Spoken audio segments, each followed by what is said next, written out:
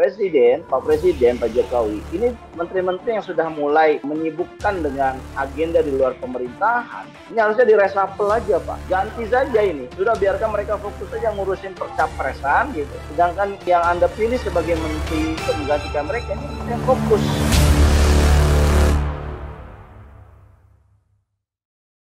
Pertemuan SBY dengan Surya Paloh.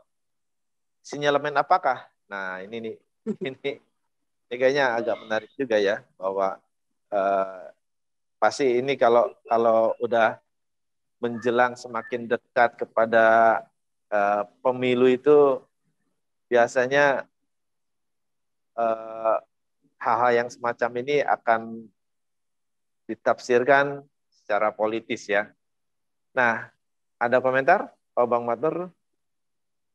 Oh ya, dulu. Sebelumnya Bang Mus barangkali mau menyampaikan sesuatu. Mungkin saya menyampaikan dulu ya. Ya, pertemuan ini kan agak jarang ya. SBY bertemu dengan Pak Surya Paloh, antara Demokrat dengan Nasdem ini termasuk momentum yang agak jarang. Nah, ini karena kan kita tahu Demokrat berada di luar pemerintahan ya. Nah kan Nasdem kan ada dalam pemerintahan. Ini makanya ada sinyalemen apa gitu kan. Apakah ada koalisi 2024 atau apa. Dan juga sebetulnya nggak cuma SBY datang Nasdem, tapi juga sebelumnya ada ketua umum partai ya. Misalnya dari partai Golkar, juga Erlangga, kemudian juga ada Pak Prabowo juga dengan Surya Paloh ya. Ini menarik sebetulnya, apakah Surya Paloh ini jadi semacam Nasdemnya jadi magnet atau seperti apa? Nah, mungkin Bang Matur bisa memberikan analisanya. Gimana, Mas? Ya, suara saya kedengaran ya? Ya, kedengaran. Jelas, Pak. Oke. Nah, ini memang tahun 2022 ini sudah memulai tahun pemilu 2024, tahun politik ya begitu. Ini orang sudah mulai ancang-ancang, dan saya kira apa yang dilakukan oleh Pak SBY dan Pak Surya Paloh ini adalah satu bentuk respon dari yang dilakukan oleh Koalisi Indonesia Bersatu, yaitu Golkar, P3 dan PAN. Jadi ini ada aksi, ada reaksi lah begitu. Saya bilang ini adalah reaksi karena KIB ini yang diprakarsa 3 partai ini kan telah mencuri perhatian publik. Ya, perhatian publik bertanya, apa sih KIB itu, ngapain sih ngadain KIB itu, sampai pertanyaan yang lebih detail, siapa sih calon presiden KIB itu kan. Itu kan sebetulnya untuk merespon konteks pemilu 2024 ya. Nah, Surya Paloh sebagai partai Nasdem yang tidak terlibat dalam KIB, juga Partai Demokrat, Pak SBY kan pembina Demokrat ya, itu merasa perlu juga untuk mengeimbangi satu opini yang ada gitu.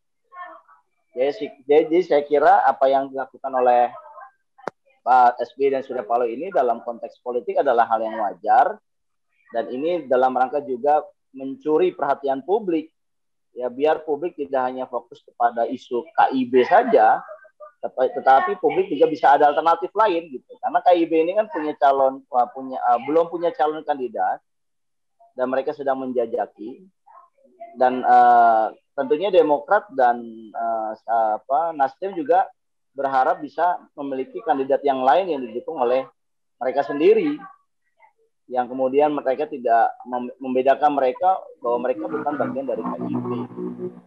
Nah, saya kira ini adalah hal yang wajar, dan kita lihat saja perkembangannya seperti apa ya. Kita belum mendapatkan satu rilis yang resmi ya tentang apa hasil pertemuan Pak Surya Paloh dengan Pak SBY kemarin. Itu, Bro. Ya, mungkin kita bisa melihat kecenderungannya kemana kan ya. Partai Nasdem ini artinya apakah mengarah ke sana, ya kayaknya publik menilai itu sudah secara kasat mata ya. Ya, kita lihat saja bagaimana, apakah benar mengarah ke pencapresan, kemudian yang banyak juga yang digadang-gadang oleh masyarakat ya, di apa istilahnya apa istilahnya disanding-sandingkan begitu ya. Kita bisa melihat banyak poster sanding-sandingkan gitu.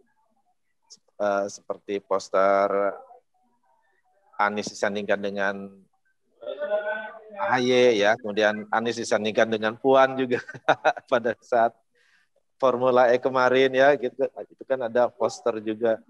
Entah siapa yang disandingkan dengan siapa lagi, itu mungkin akan terjadi ya, akan ada aja poster-poster mungkin yaitu ekspresi harapan-harapan masyarakat atau bagaimana itu ya. Atau mungkin ya seperti apa, ini gimana menurut Bang Matur nih? Ya, saya kira memang suasana politik itu sudah mulai memanas gitu ya. Dan ini kan ujungnya kepada isu yang paling tingginya adalah siapakah calon presiden dan calon wakil presiden yang diusung oleh partai-partai politik ini ya. Semuanya serba tidak jelas sebenarnya. Jadi masih ada dinamika yang cukup tinggi. Ini semua masih cair ya. Yang ada adalah bagaimana partai politik ini ingin mendapatkan perhatian publik. Sehingga publik ini penasaran gitu. Siapa sih calon kandidat dari partai Anda ini gitu. Nah, suasana penasaran inilah dalam komunikasi publik ini diperlukan untuk meningkatkan elektabilitas si partainya dan juga elektabilitas si capresnya gitu. Ini sisi positifnya buat partai itu.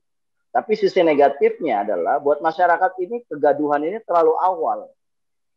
Ya, orang terutama para elit ya, policy makers itu dengan ada kegaduhan ini jadi nggak fokus bekerja. Itu sisi negatifnya. Kalau politiknya udah terlalu awal, menteri-menteri ya terus terang Pak Erlangga, Pak siapa Soeharto ini kan menteri, Menko Perekonomian dan Menteri Bappenas. Ketika mereka mengusung para calon presiden dari awal ini, tentunya mereka tidak fokus lagi bekerja. Ya saya ingin sampaikan kepada Pak Presiden, Pak Jokowi, ini menteri-menteri yang sudah mulai mau menyibukkan dengan agenda di luar pemerintahan, ini harusnya diresapel aja Pak.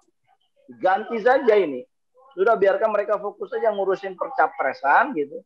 Sedangkan yang Anda pilih sebagai menteri untuk menggantikan mereka, ini menteri yang fokus. Setidaknya 2,5 tahun ini masih banyak yang bisa diperbuat. Dan dalam 2,5 tahun ke depan ini tantangannya makin berat. Jadi perlu orang yang fokus, punya orang kemampuan spesialisasi untuk menangani isu-isu. Setidaknya ada 3 isu. Isu kenaikan harga pangan, ya, isu kenaikan harga energi, dan juga isu ketimpangan. Dan 3-tiganya ini harusnya bisa dibahas oleh Menko Perekonomian yang fokus dan Menteri Bappenas yang fokus. Bukan seperti sekarang gitu. Gitu tuh. Ya, baik. Bang Mus ada komentar? Ya, tadi setuju sih statement terakhir Bang Matur, artinya menteri-menteri yang sudah kerja dan sibuk politik, pemimpin partai lagi, lebih baik sih berhentilah, atau kalau tidak di reshuffle saja. Itu mungkin statement dari saya. Ada satu hal, Bang, biasanya kan ini dari pemilu 2014 saja polarisasinya luar biasa sampai sekarang, residunya masih ada dan masih kencang gitu ya. Ini sebetulnya harus ada upaya bersama ya dari masing-masing pengusung gitu ya. Bagaimana supaya masyarakat tidak terpolarisasi lebih jauh, karena ini akan berakibat kepada permasalahan bangsa ya. Karena masyarakat terpecah belah membuat permasalahan yang banyak begitu. Nah ini mungkin ada nggak Bang saran-saran yang bisa disampaikan kepada para pengusung ya, siapapun partai dan sebagainya, agar masyarakat tidak terpolarisasi lagi, seperti apa istilahnya, upaya yang mesti dilakukan begitu. Barangkali Bang Matur bisa memberikan pencerahan. Ya, saya kira saran saya adalah bahwa konteks politik ini kan adalah konteks yang dinamis ya. Nah, karena ini sangat dinamis dan masih cair ya, saya kira para ketua-ketua partai ini sebaiknya yang merangkap jadi menteri ini ya mengundurkan diri lah. Atau kalau mereka tidak mau mengundurkan diri, presiden melakukan reshuffle.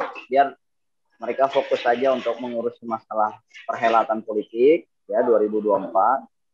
Dan saya kira ini tidak hanya bagus buat partainya, tapi bagus juga buat pemerintahan. Ya kalau mereka nggak mau mundurkan diri ya presiden bisa mereshuffle gitu. Saya kira itu bro. Ya, ya. Oke, gimana? Kayaknya udah clear ya. Ya, sudah cukup jelas. Oke, baik pemirsa, topik kita sudah selesai dan semoga memberikan pencerahan kepada semuanya yang menyaksikan. Dan jangan lupa untuk subscribe channel Ahmad Nur Hidayat, klik tombol notifikasi untuk mendapatkan update berikutnya. Terima kasih atas perhatiannya. Saya kembalikan kepada Bang Mustafa. Silakan Bang. Oke, makasih buat waktunya Bang Maknur dan Bro Eko. Semoga apa yang tadi kita diskusikan menambah wawasan ya, informasi buat masyarakat. Terima kasih. Assalamualaikum warahmatullahi wabarakatuh. Salam. Terima kasih Bang. Terima kasih Bos. Terima kasih ya. kok. Terima kasih semuanya teman-teman. Sampai jumpa kembali. Sampai jumpa. Assalamualaikum warahmatullahi wabarakatuh. Salam. Waalaikumsalam.